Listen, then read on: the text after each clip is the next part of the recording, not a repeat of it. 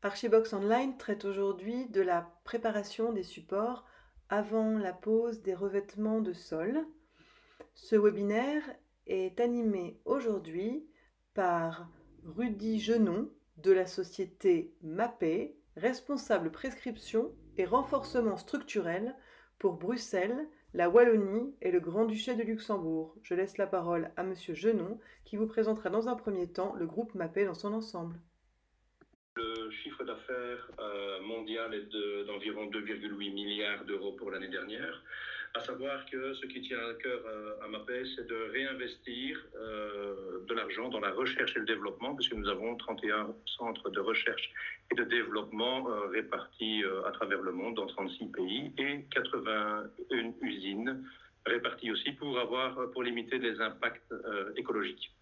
Donc, plus de 5 000 produits dans la gamme, plus de 10 000 collaborateurs, dont environ 12% font partie de la recherche et du développement. Et vous voyez encore quelques chiffres sur le nombre de tonnes de produits livrés chaque jour et le nombre de clients à travers le monde qui, pour nous, heureusement, continue à augmenter. Alors, MAPE Benelux est en fait MAPE Belux. Nos collègues du Pays-Bas ont maintenant une unité bien distincte. Alors, pour le Belux, nous trouvons en fait à Grassologne, près de Liège, où nous avons les bureaux, où nous avons la logistique et nous avons également un centre de prescription. Une deuxième partie, un centre de prescription dans le hub à Gand. Nous avons là un espace qui est dédié, en tout cas pour recevoir pour la partie néerlandophone, architectes et entrepreneurs, pour des rendez-vous privés pour différents chantiers, et également pour des présentations pour petits groupes d'architectes ou pour plus gros groupes d'architectes. Pour le Grand-Duché du Luxembourg, c'est un centre itinérant, c'est moi-même en fait, qui, grâce à Archibox, me permet de rencontrer pas mal de personnes, de présenter les différentes gammes de produits MAPE lors des différentes soirées, 6 par an en règle générale. Alors, MAPE Belux a à Grassologne un showroom avec des maquettes à l'échelle 1-1 où l'on présente une grande partie des différentes solutions pour les chantiers, que ce soit à l'intérieur ou à l'extérieur. Nous avons aussi un centre d'entraînement, nous avons la MAPE Academy, nous sommes habilités à donner des formations à différentes entreprises et qui leur permet également de récupérer les frais investis dans les formations pour les ouvriers. Le centre de formation pratique, bien entendu, aussi bien pour nous en interne que pour nos clients, où on va appliquer différentes solutions, différents produits en fonction du public que nous avons en visite chez nous. La partie écologique, bien entendu, sustainability, nous sommes très regardants au niveau des économies ou en tout cas de la limite d'émissions de CO2. C'est quelque chose qui nous tient à cœur, bien entendu, et nous venons encore de sortir actuellement un produit qui permet de récupérer les restes de ciment dans les toupilles des camions qui vont faire les livraisons sur les chantiers pour pouvoir récupérer des agrégats et les réintégrer dans les différentes strates pour réaliser de nouveaux bétons. Alors, MAPE a bien entendu des solutions pour des nouvelles constructions, pour des anciennes constructions, pour des immeubles commerciaux, pour des immeubles industriels, les zones publiques, les infrastructures, le sport et également des produits pour la marine, comme par exemple des chapes allégées pour réaliser dans des bateaux de croisière. Alors nous allons maintenant démarrer dans le vif du sujet avec la préparation des supports, qu'ils soient anciens ou neufs, avant la pose de nouveaux revêtements. Et on va partir ici sur des anciens bâtiments dans lesquels on va devoir faire des réparations. Ici, par exemple, des réparations béton. Alors que l'on soit sur un nez de balcon, que l'on soit sur une colonne en béton dans le bâtiment, que l'on soit en public ou en privé, et que l'on soit sur des grosses réparations structurelles, eh bien, nous avons différentes solutions qui permettent de passiver tout ce qui est armature métallique et également, justement, de faire toutes les réparations avec des produits qui soient structurels ou non structurels. L'avantage du produit Planitop Razzae Ripara, par exemple, c'est qu'il a une granulométrie très fine et quand on prend la photo sur la partie supérieure gauche, on peut l'utiliser pour faire la réparation d'un nez de balcon et le peindre directement. La préparation de supports neufs. Dans les nouvelles constructions, on va réaliser des chapes Au niveau de ces chapes, il y a la possibilité d'y ajouter des additifs. Ces additifs vont en fait permettre de limiter le retrait de la chape lors du séchage et d'avoir une résistance à la compression qui est plus importante. On ne parle pas d'avoir une chape qui va sécher plus vite, mais qui va permettre d'avoir une résistance à la compression plus importante. Il existe bien entendu des chapes prêtes à l'emploi. Ce sont des chapes à séchage rapide et à retrait compensé. On parle de liants hydrauliques dans lesquels on va ajouter, pour certains produits comme le Topsem, des agrégats qui seront le plus secs possible pour éviter d'humidifier la chape et de prolonger le délai de séchage. Pour ce type de produit, en règle générale, la chape est sèche après 4 jours. MAPSM, juste à côté, est un liant hydraulique également et qui va permettre d'avoir un séchage très rapide, en 24 heures, retrait compensé, et on va pouvoir poser des éléments comme du parquet après environ 4 jours. Bien entendu, on n'est pas toujours dans la nouvelle construction. Dans les rénovations, on peut, après avoir démonté un ancien revêtement, tomber sur une chape qui est légèrement granuleuse, friable. Eh bien, on va pouvoir, après étude bien entendu, utiliser un produit qui va rendre une certaine consistance, solidité à cette chape. Le Prosphase, par exemple, est un produit qui comporte des silicates et qui va être appliqué, comme on le voit sur la photo, à l'arrosoir jusqu'à saturation de la chape. Une fois que la chape est saturée, on élimine le surplus d'eau et on va avoir une chape qui aura redurci, pour autant qu'elle soit encore chargée en ciment. Ces chapes, on va pouvoir bien entendu y découvrir des fissures. Pourquoi? Parce que ça a bougé avec le temps. Ça peut arriver sur des nouvelles chapes également, pour des chapes qui auraient séché trop vite. Eh bien, il y a la possibilité de réparer ces fissures en y incorporant des produits, des résines polyester en 2 composants, avec un agrafage, comme on le voit sur la photo des Porip Turbo. On va saigner en perpendiculaire la fissure pour y intégrer une agrafe métallique. Et ensuite, on va remplir avec ce produit bicomposant qui va consolider et empêcher la fissure de s'agrandir. Des problèmes d'humidité assez récurrents dans les rénovations, dans les anciens bâtiments. Eh bien, il existe des produits comme le Tribloc P, où on est sur des produits 3 composants sur base d'époxy, qui vont en fait bloquer l'humidité du support. Quand on parle de bloquer l'humidité du support, donc c'est l'empêcher de remonter par le support béton, on parle toujours bien de béton ici, et qui va permettre de bloquer cette humidité dans des taux de 5 à 6% maximum. Une nouveauté dans la gamme, MapProof Primer, qui est en fait un primaire, bloqueur d'humidité, que l'on va uniquement utiliser sur des nouveaux chantiers, sur des nouvelles chapes. On ne parle pas de béton, on parle de chape dans ce cas-ci. Ça va permettre en fait d'accélérer la pose d'une égaline avant la pose d'un revêtement souple ou d'un revêtement parquet. Il existe bien entendu, en parlant d'égaline, un panel assez important de produits comme les Ultraplans Extra, Eco Extra. Ce sont des éléments qui vont permettre de récupérer les petits problèmes de planéité, que l'on soit en rénovation ou que l'on soit en nouvelle construction, parce que ça peut arriver également. On va travailler sur des épaisseurs de 2-3 mm jusqu'à 30 ou 40 mm pour différents produits, pour pouvoir justement récupérer ces problèmes de planéité. Certains produits sont disponibles pour faire des réparations dans des chapes, comme le Planipatch par exemple, et nous avons également des égalines qui sont fibrées. Dans ces égalines-là, le choix va être fait en fonction de l'épaisseur qui est nécessaire pour réégaliser le sol, mais également par rapport à la résistance, à la compression qui est demandée.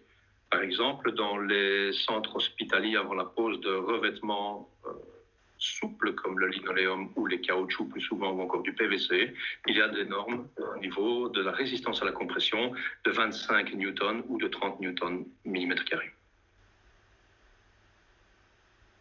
Alors, dans les habitations privées en règle générale, dans les anciennes habitations, il y a également des planchers que l'on va devoir consolider pour pouvoir poser un autre revêtement. Même si on place un nouveau parquet, il sera important que cet ancien plancher soit toujours plan, stable et bien fixé. Par contre, quand on va poser un carrelage, il y aura une préparation à réaliser, soit avec un produit comme Niveau Rapide qui va permettre toujours après avoir consolidé le plancher et le visser impérativement, réenfoncer les anciens clous qui auraient pu sortir du plancher, on va réaliser une couche d'égaline Niveau Rapide qui va permettre d'avoir une bonne adhérence, une bonne résistance à la flexion à la compression et sur ce produit-là, on va pouvoir venir poser des carrelages. Bien entendu, quand on va poser des carrelages sur un revêtement de type bois, on verra à ne pas faire des joints en dessous de 2 mm entre les carrelages, puisqu'il y a toujours un risque de flexion.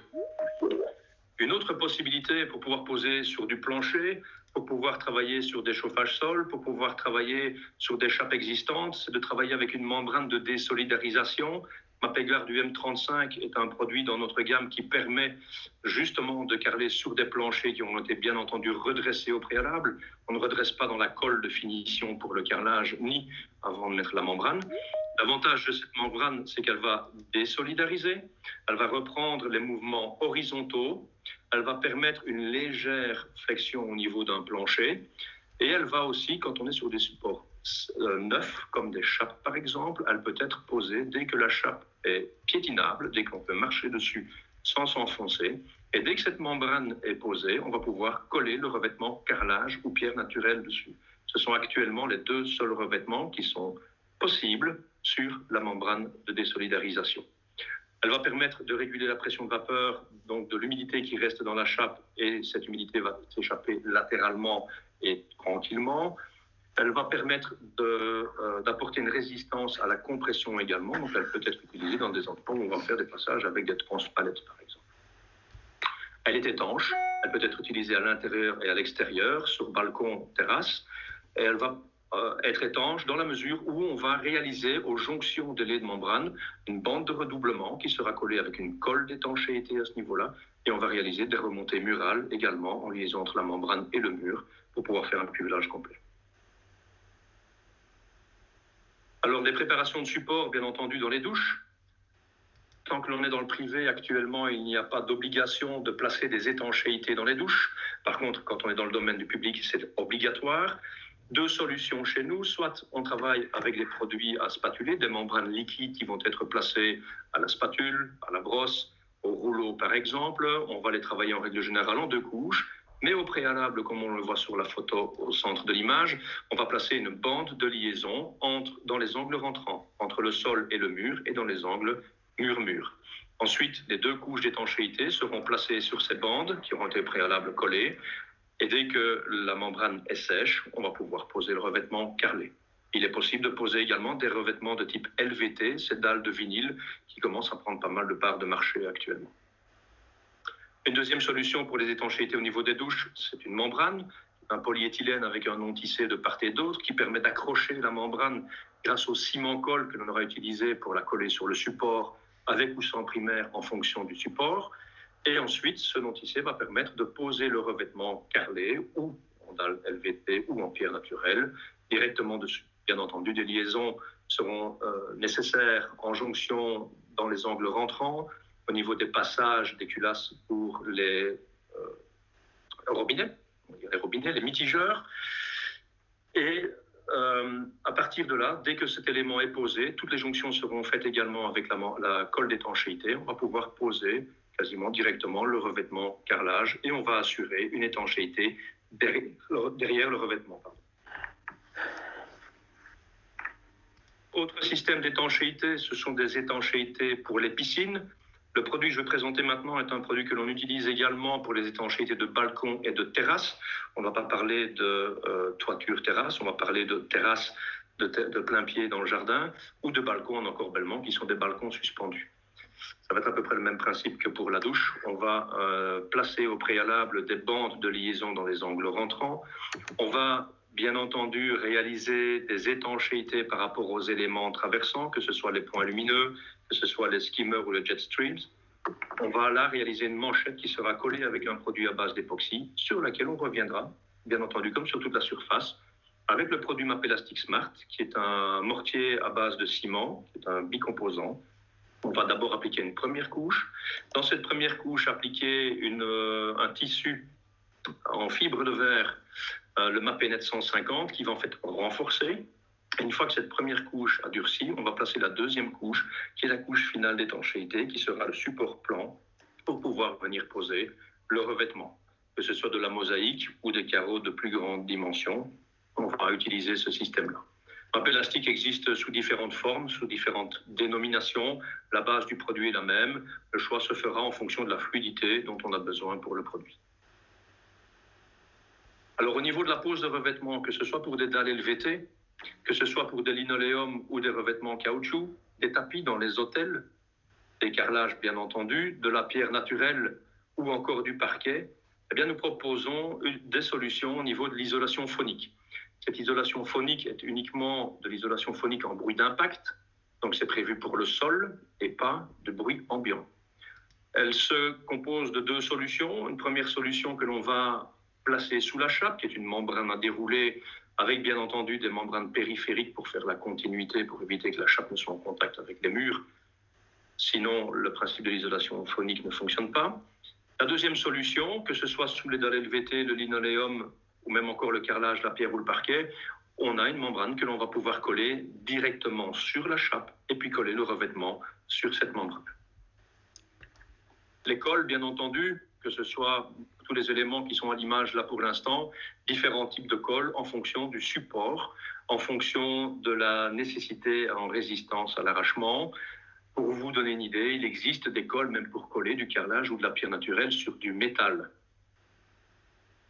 Pour les cols de dalles LVT, j'ai parlé de recherche et développement chez Mapei tout à l'heure. Nous avons développé, au moment où les dalles LVT sont sorties, un peu après en tout cas, parce qu'on s'est rendu compte que les cols linoléum ne correspondaient pas pour la pose de dalles LVT, nous avons développé une colle spécifique pour le LVT. Au niveau des joints, bien entendu, tout ce qui est joint à carrelage, nous sommes bien connus pour la variété de couleurs et de qualité des joints de carrelage. Nous avons également des joints pour les dalles LVT, car il existe sur le marché différentes dalles à joints ouverts. Excusez-moi. Des joints souples pour réaliser des joints de dilatation, pour réaliser tout simplement des joints périphériques, qui sont des joints de dilatation également. Les joints de dilatation, on peut aussi parler de joints de dilatation, de joints de construction. On est là sur des produits à base de polyuréthane qui ont des élasticités importantes et qui vont pouvoir être utilisés en vertical ou à l'horizontale. Donc ces joints permettront de reprendre des mouvements horizontaux ou des mouvements verticaux.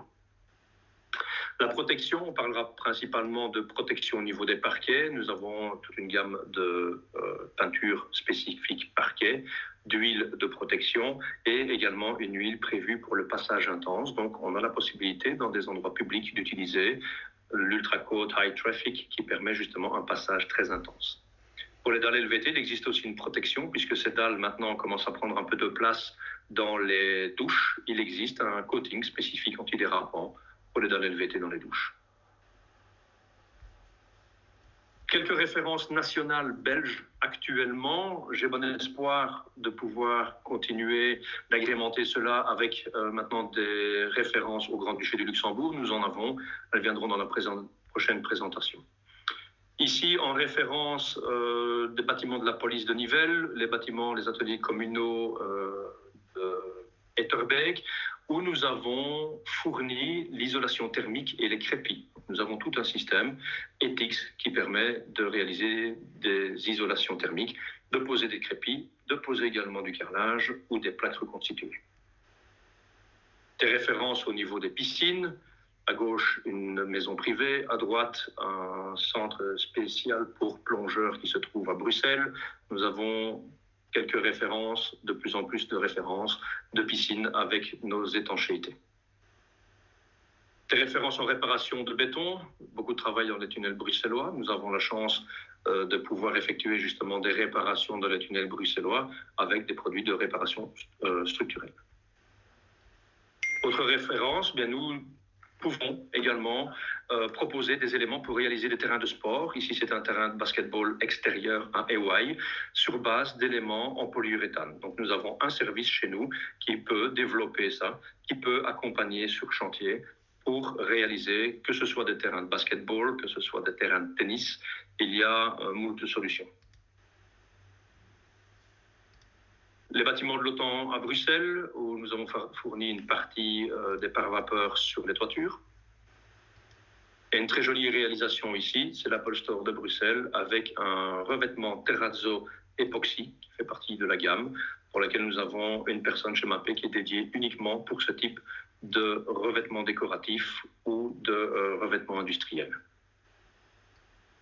Je vous remercie pour votre attention.